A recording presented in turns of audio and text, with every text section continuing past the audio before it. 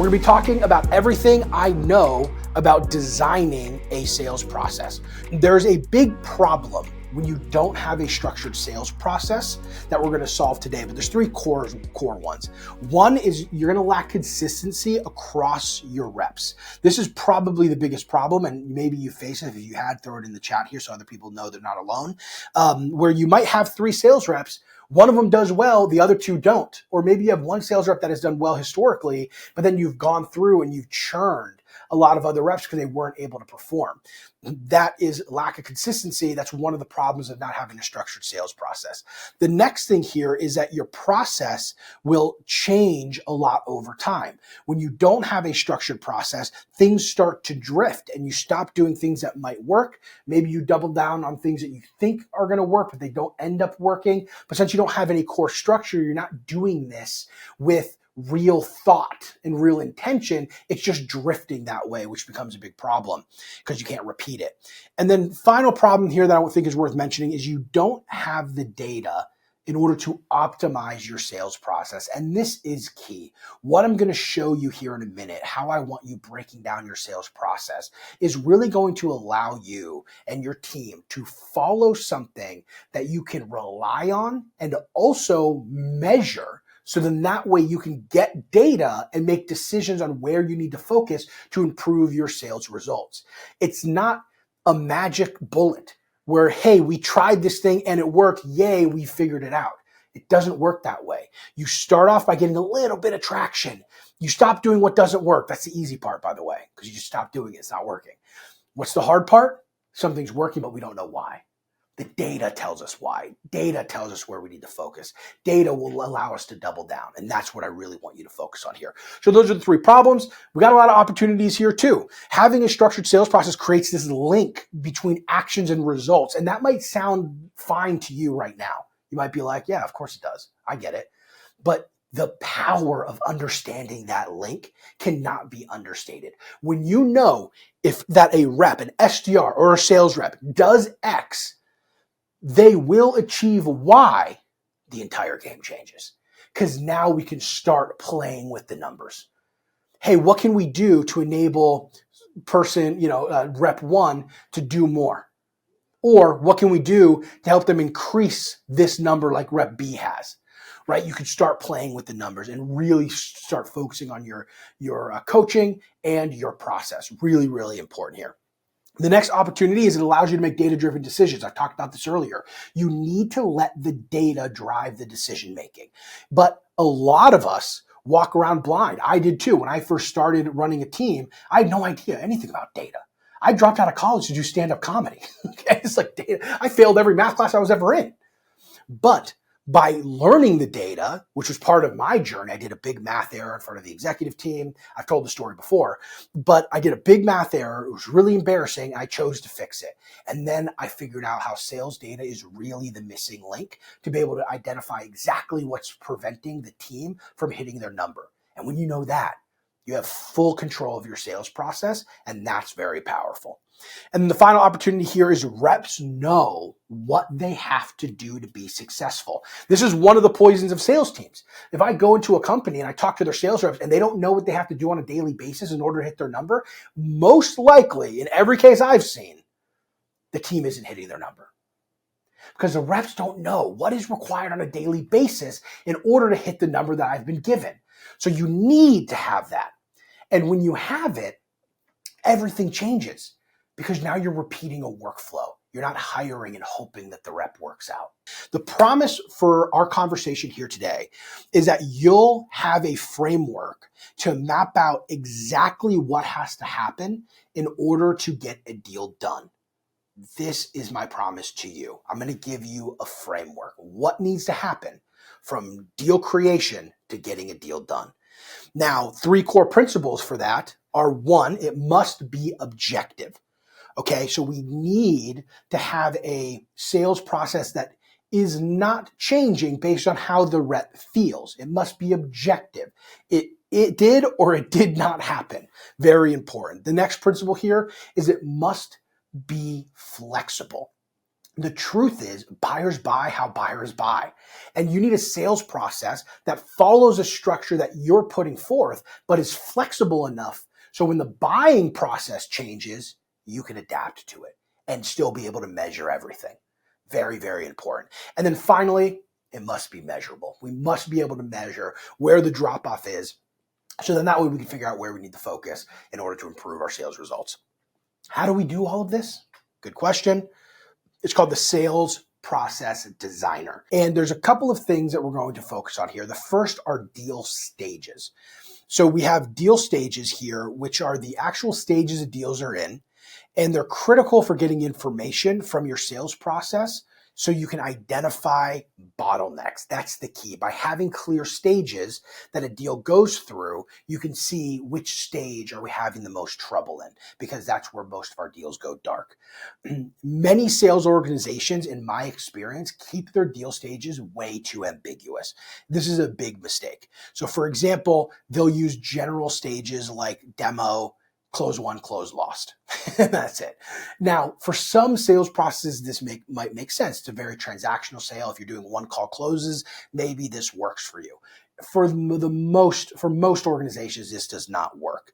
The main problem with having it built this way is it doesn't give us the information that we actually need in order to improve the sales process.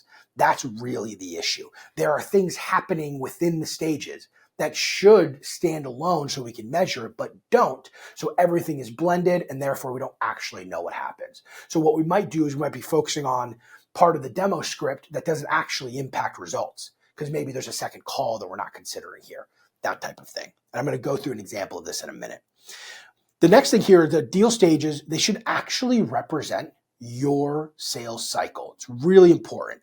So what I'd like you to do is I'd like you to decide how many stages you need and then write out which deal stages make the most sense for your company and your sales process. By doing this and understanding, hey, we do a qualification call first, or we're doing a discovery call first, then we move into a demo. Then we have a technical review with their team.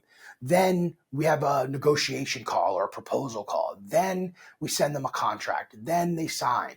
Knowing these stages allow us to better track how a deal is going through. So let me give you an example here. Let's say you sell into the mid-market. Your stages might look like this, where you do a discovery call that's completely separate from the demo to learn more about the prospect's needs. So that way you could tailor the demo kind of match their situation. So you do that discovery call. The next stage might be demonstration. This is where you actually do a demonstration showing them your product, and that way they can better understand how the product's going to solve the problem that they have. And the next thing here is evaluating. And then there's a period where they might be evaluating your solution. Maybe they're on a trial. Maybe they're considering some other options. And then finally, close one is the ultimate goal of all of these. So that's an example from a deal stage. So let me move into meetings here, and I think this is going to help you better understand stages. So the meetings, this is really what's happening within each stage. So knowing which meetings have to happen in order for you to win a sales, to win a sale is really important for two reasons here. The first is it allows you to match your sales process to your buyer's unique buying process. Remember, that's key. We want to be able to match our buyer's process because it's not all about us. It's really about the prospect. So we need to be able to do that. The next thing here is it allows you to understand the capacity of your current sales team by knowing how many meetings or how much work is required per stage in order to get a deal done. You'll have a better understanding of your rep's capacity, because if they have a lot of deals in a stage that you know is a lot of work, they're going to be busier than somebody who has a lot of deals in a stage that doesn't require a lot of work. So what I'd like you to do is look at the stages that you've written out and take a little time here for each deal stage to write out which meetings could possibly take place in this stage. Not every buyer is going to require the meeting. Okay, so that's something to keep in mind here. There's going to be times where you don't have to do a meeting, but you need to have an understanding of all meetings that are possible. And I'm sure there's going to be one that's mandatory or two that's mandatory, and then the rest will be optional. So you want to make sure you write that down for each stage that you have. Here's an example. So let's go to the same mid-market example that we were talking through earlier. We have the discovery. Maybe there's only one call in the discovery stage, which is going to be the discovery call. Next, We have demonstration. Maybe there's two potential meetings here. The first might be a product demo. The second might be a technical review. And then evaluating. Maybe this is where we do the pricing call. Maybe there's a second one, right? Maybe there's IT or security that we need to get a stamp of approval from, and we're going to put it into this stage. Maybe they're doing an RFI, and we need to make sure that we have a good standing in the RFI process. So this is what you're working on here, is really outlining what meetings are required and then potentially required in each stage, so you have a good understanding of what needs to happen in order to get a deal to go from one stage to another. Quick thing I'm going to add here before we jump into the next one is that the goal of each stage is getting to the next stage. Oftentimes we think, oh, my goal is to get a deal. Not quite. Your goal is to get the next step. The next steps lead us to the deal. So it's really important that you have that distinction there. So now let's talk about exit criteria. These are things that are required in order to move from one stage to the next. Every deal needs criteria that is required in order to go to the next stage. This is one of the biggest challenges I see with sales teams, where they don't have clear exit criteria and each sales rep does things a little bit different. I'll talk more about that in a minute here. Good exit criteria, what's required in order to move from one stage to the next, has the following rules. One, they must be objective. Okay, can't be up for opinion here. Must be objective, not open to interpretation. They all must be required. So they must be satisfied in order to move on. If you have exit criteria, right, and there's going to be some optional meetings that need to take place, but if your exit criteria is wishy-washy, you're not going to have a very clear understanding of your sales process. And then finally, they are followed. No deal can move to a stage without these being fulfilled. And if you don't hold your sales team accountable to that, they're going to realize that you don't care enough about it and not follow it. Okay, so it's important that we have that. So what I'd like you to do is write out some exit criteria for each stage in your sales process. Here's an example with the same mid-market company. So you can see here we have discovery exit criteria is a discovery call was conducted and demo is scheduled. Notice how it says demo is scheduled. This is a really important piece here that I want to make sure that you have sink in. The difference between the demo being scheduled in this example versus them agreeing to the demo, but it's not on the calendar, is everything. It sounds like a minor detail. Oh, they said, email me and I'll schedule it. Oh yeah, they booked it on that call. The problem is when those numbers are blended, you don't know, is the problem we're not doing a good job getting the next meeting on the calendar from that initial discovery call, or are they going dark in follow-up? Is shoot me an email and we'll schedule a time an easy way to say, no, I don't want your product or service? Or is it that we're actually booking the next meeting and it's authentic? Now, that'll dictate your drop-off, right? So it's very important that you understand the how critical it is to make sure it's very clear. Okay, very important that you understand how critical it is to make it clear what is required. And if you come across a deal where you said it was supposed to be scheduled in order to move to the next stage and it's in the next stage without a future meeting date, then that's incorrect. That needs to be moved back to the stage. Okay. The next example here we have between demonstration and evaluating. Demonstration conducted, technical review conducted if needed, right? Here's an example. Not every buyer will require the technical review in this example that we have, but if it is required, then it's conducted. The prospect has indicated that your solution meets their needs, and then the next step is scheduled. And then finally, the exit criteria you're evaluating is a contract signed. Okay, so that's just an example. Write this out for your own sales process and make sure that it's very clear. Here are 3 examples of different stages of companies. So you can see in SMB, we might do a demonstration. We might have a closing call under an evaluating step. and then the deal is closed. That would be a very simple sales process. Mid-market, we already walked through. Enterprise might be way more complicated. We have qualification, discovery, evaluating, negotiation. Evaluating has 4 possible meetings here.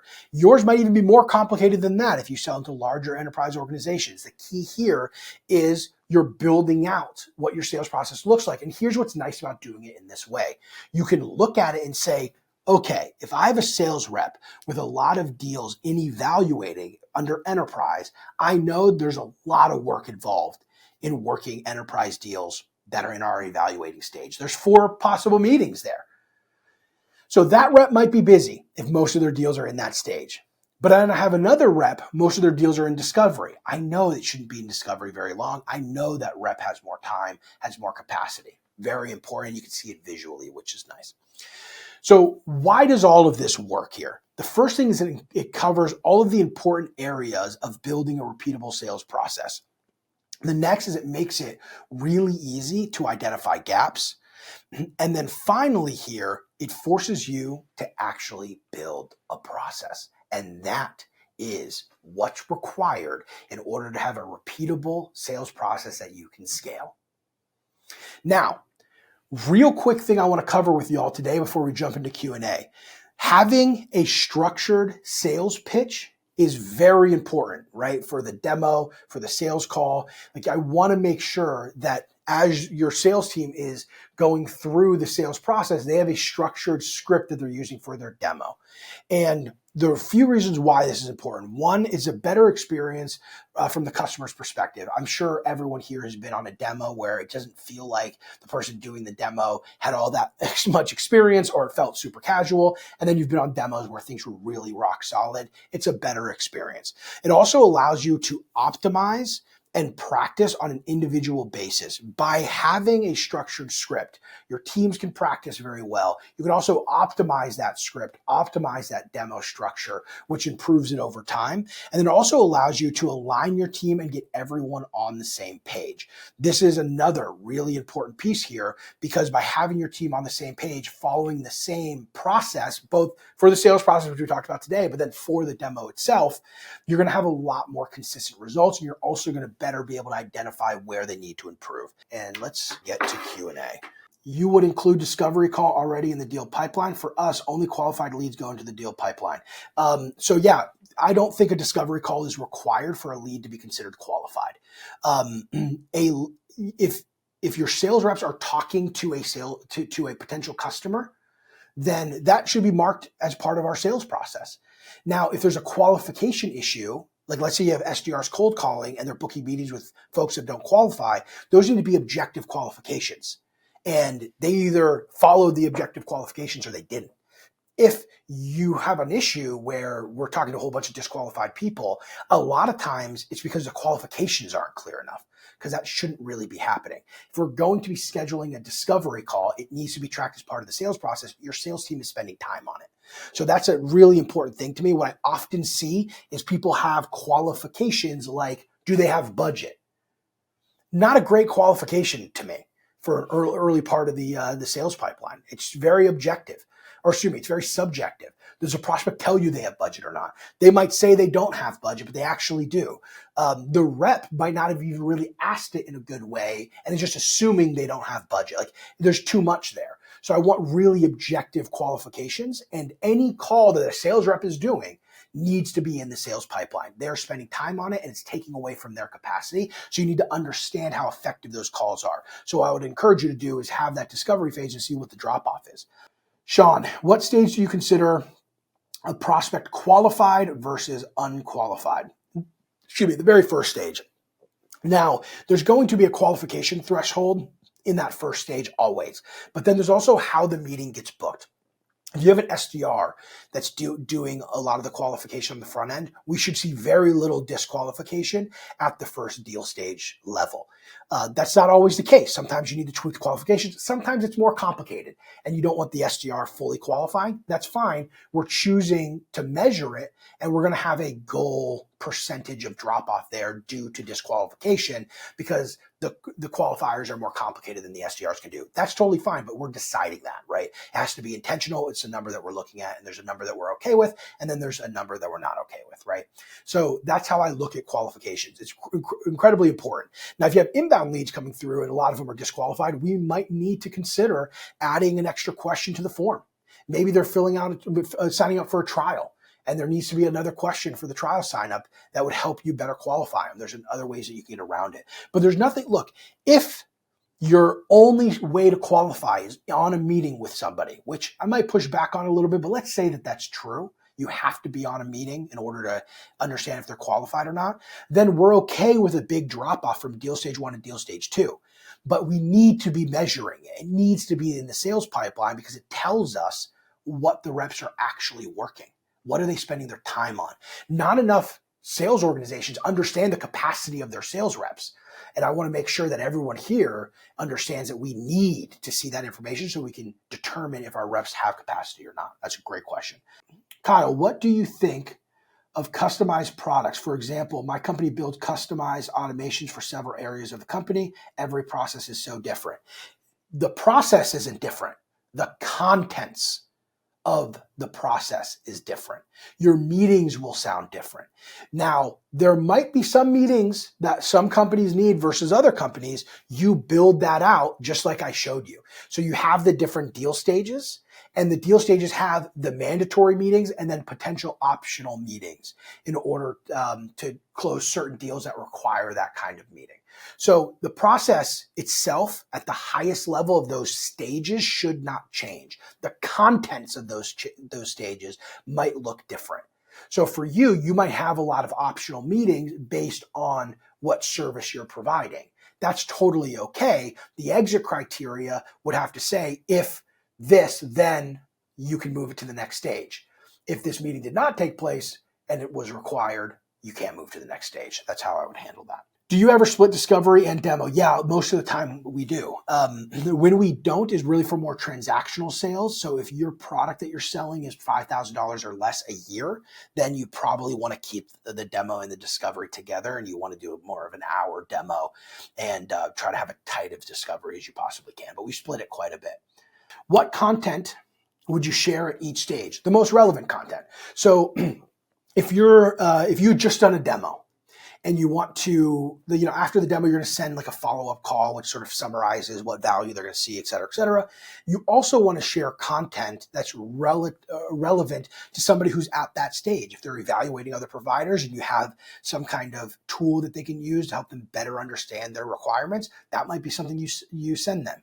You want to think in stage, what do the prospects need in order to better make a decision? Testimonials, case studies. By the way, spoiler alert, we're going to be doing a live class on case studies and testimonials soon. That was one of the survey questions, is what would you like, pick what topic would be most interesting for you. And that one's like really popular. People really want it. So we're going to do one on that. That's something else that you would you would send. It's important that the material you're sending over is very relevant to what stage they are in their process. That was a good question. What is a good proposal template once demo is done? So it really depends, Matt. If it's a software product, I don't think you really need that big of a proposal. If it's a more complex enterprise sale that you do, I don't know if there's a specific template that I think is all that great. They're all kind of the same. What I will say here is that you should be walking them through the proposal and not just sending it to them. It's a big problem that a lot of companies make, is they send a proposal instead of review the proposal. So that's really what I'll say. As far as what it looks like, minor detail, I don't really care too much about it. I'm sure you get a couple of percentage points, but this isn't the big lever, What's good to share between discovery and demo? Maybe something about what they should be looking for in a solution like yours, maybe more information on the problem and the impact of solving that problem. Maybe it's a testimonial or a case study showing how you've helped other people solve the problem that they said that they had. If you solve a handful of different problems for a buyer, we should have case studies that speak to each one of those problems, how we've solved it for the various different companies, so you can pick the one that's most relevant to the person that you're talking to. Do you send some questions ahead before the discovery call to gather more input? I don't typically, but You can. I've seen people do it and it's been fine. What I have seen is that the companies that send like a pre-demo questionnaire, very few people actually fill it out. So I'm not sure how useful it is, just to be honest. If you get a bunch of inbound leads, by the way, you can actually just put that on the front end. You can have it almost like a survey before they ever get to the calendar link to schedule their meeting.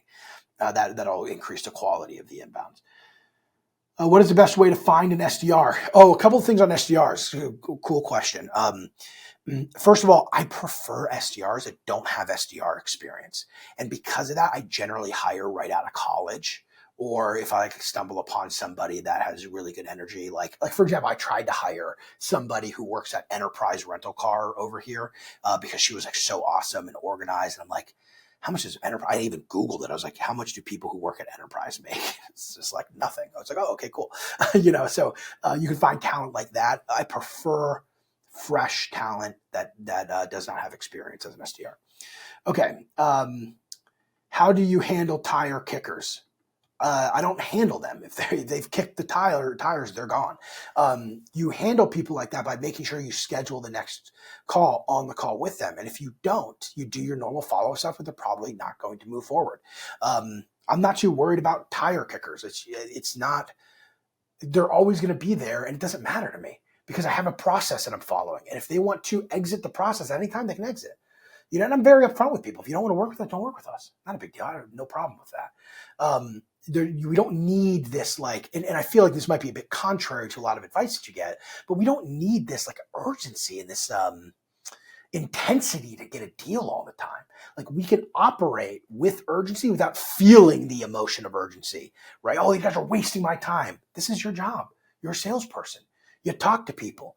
And we try to make sure that even if someone's a tire kicker, that we understand their situation so we can properly position our product or service as a solution to the problem that they're having. And if they're still kicking the tire after that, they either, one, don't believe we're going to provide the level of service they need in order to solve the problem, or two, they don't really have the problem. Either way, I don't want to work with them. I want to try to solve that first one the best I can. But if I can't, they're not going to, they're not allowing themselves to really open up and listen. Not a big deal. I'm not worried about it. We have found out that we keep discovery short, but we get quite quickly into the demo and then getting discussion going from the very end. They really love our product and that differentiates us. That's great. If it's working, you keep it. And that's something I'll always say. If it ain't broke, don't fix it. So if you feel like you're closing really well, that's great. If you feel like it could be better, listen to a bunch of the calls and see, are we not doing enough discovery? Are things coming out at the end that would have been nice to know in the beginning so we could do the demo a little bit differently?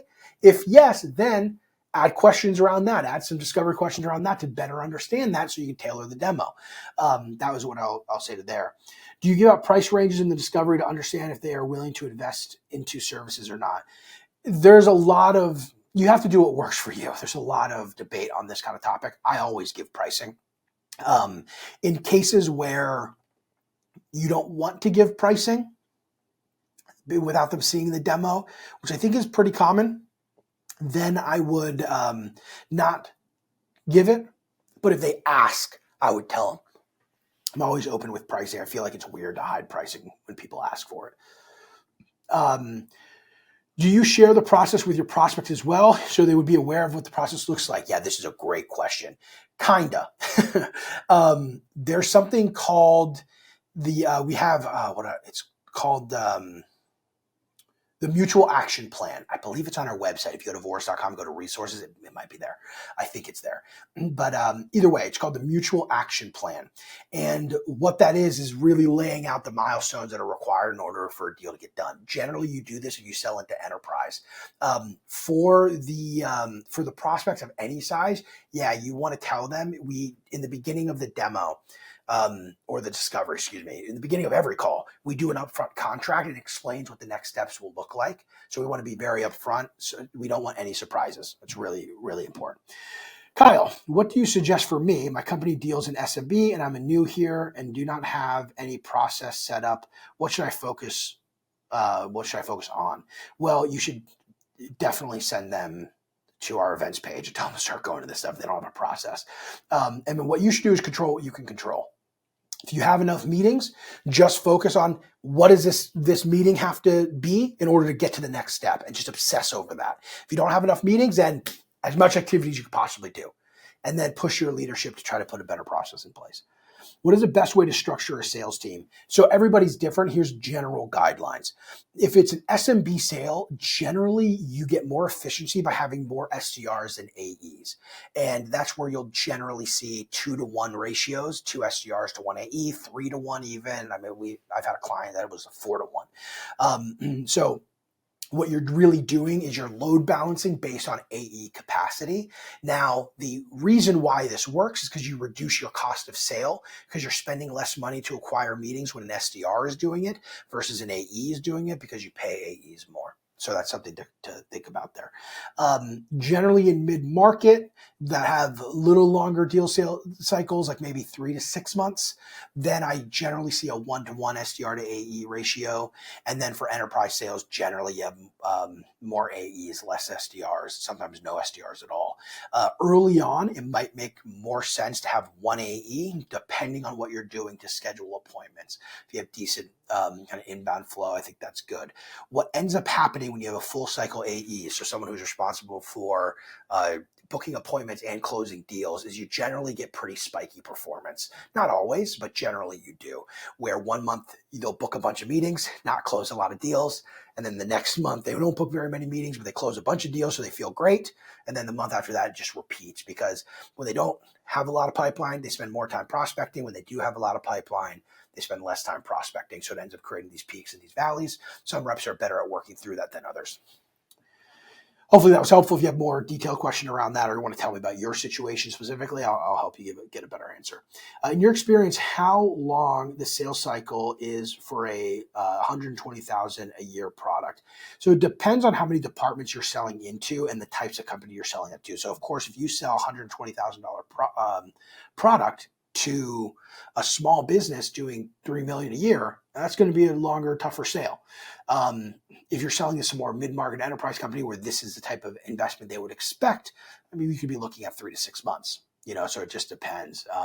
But yeah, I would expect less than 9 months probably, assuming you're targeting larger organizations. How do you manage an SDR remotely?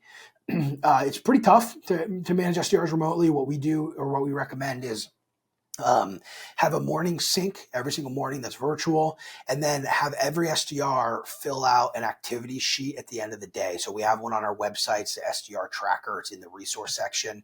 I expect SDRs to fill that out at the end of every day. Can you get it in your CRM? Yeah, and you should have it in your CRM too. But I want them looking at the CRM, typing in the number, because it makes it real to them. And I want them taking ownership of their data. And then doing a weekly sync. 1 to 2 of those per week, and doing a one-on-one every single week is really important. So that's the best that I have for that. I will say I prefer the teams in person. So that is my opinion on that. I think SDR should really be in person. I think AEs benefit a lot from being in person as well, but that's not always possible. I think all of our clients are remote. They're with their SDR team, so it doesn't always work that way. But if you have a good amount of touch points and you really take ownership of the data and enable your team to take ownership of the data, you'll be fine. How do you get finance team involved? Do you involve them in the proposal stage, or what decision makers are involved in the proposal? So every company is different.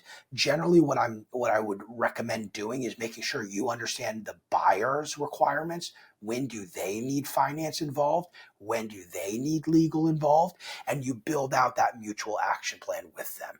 So the mutual action plan is a great way to say, hey, let's get it all out on the table here. What is required in order to get a deal done?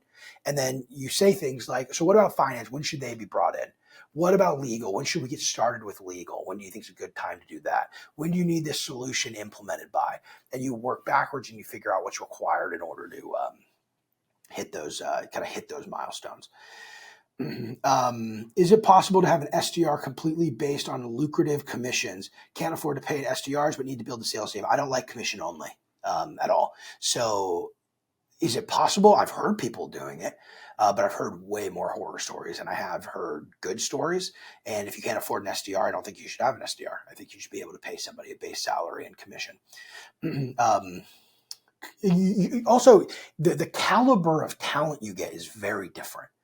very different. People who like really preach commission only act like they're hiring these like war dog, super aggressive, crazy salespeople.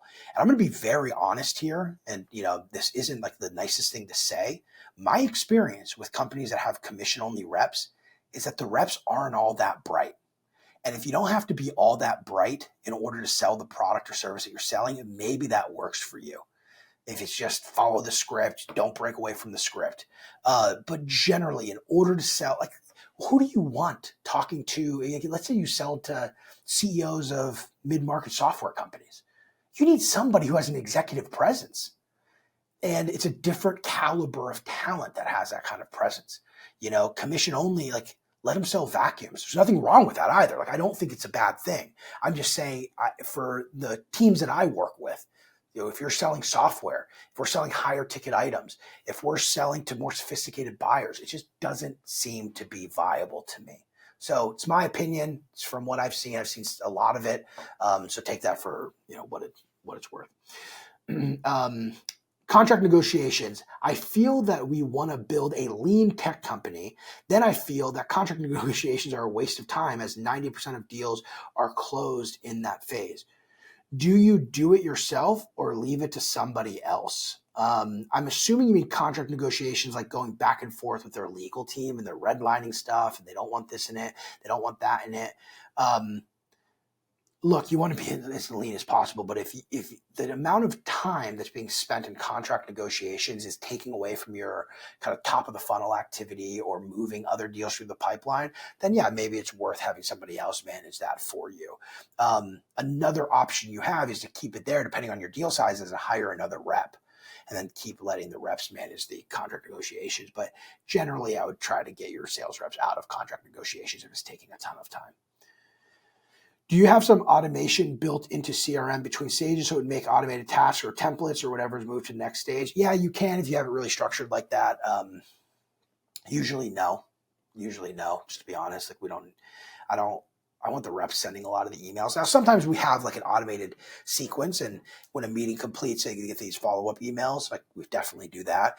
But I want the sales reps to own a lot of the sales process. And depending on the size of the product too. So like all these questions, there really is an asterisk here of it depends.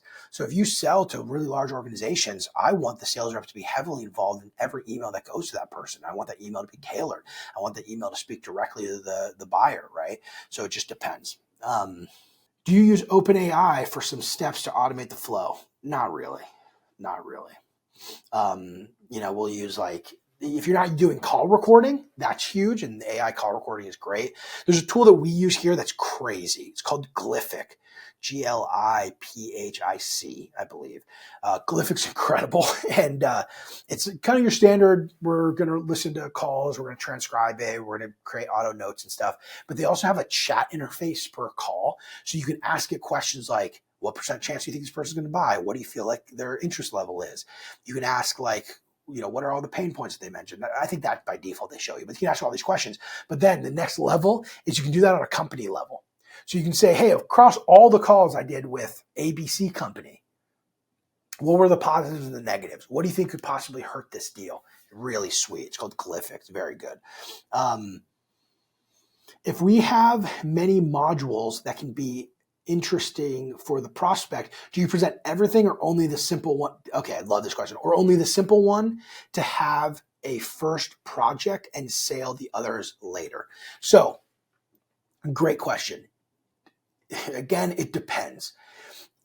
What's the most burning problem they have to solve? If there are multiple modules that work together to solve that problem, or problems, maybe there's a little suite of problems that they're trying to solve, then all of the modules. But if there's one pressing problem that has all of the momentum, then let's just sell the one. You need to be able to understand where the buyer is in their process and the urgency level to get a deal done or to have a problem solved. And based on that, you're going to make a decision. Are we going to latch ourselves to the highest momentum problem, or are we going to build out kind of a handful of modules to solve a suite of problems that they're experiencing? Also, the data will help you understand this more too. So if it seems like your land and expand approach works really well. Maybe you have great customer success, you have great account management. Let's just get them into the land, right? Let's get some land here and get a deal done, and then let the other team take over the expansion. So use your own data if you can here. Okay. What software do you use to record cold calls? Most dialing tools have the call recordings built into them. So that's where I would look. So if you're using HubSpot, it'll automatically record them. There's tools like, there's just so many call recording tools that you can find any of them. I don't think it really matters. I just need to be able to listen to a call. I don't care about anything else. Let me listen to the call from front to back. If we're coaching SDRs and these are cold calls, they're generally short. I don't need an AI summary. I just need to be able to listen to them. Most tools have it built in. Do you think it's necessary to use email automation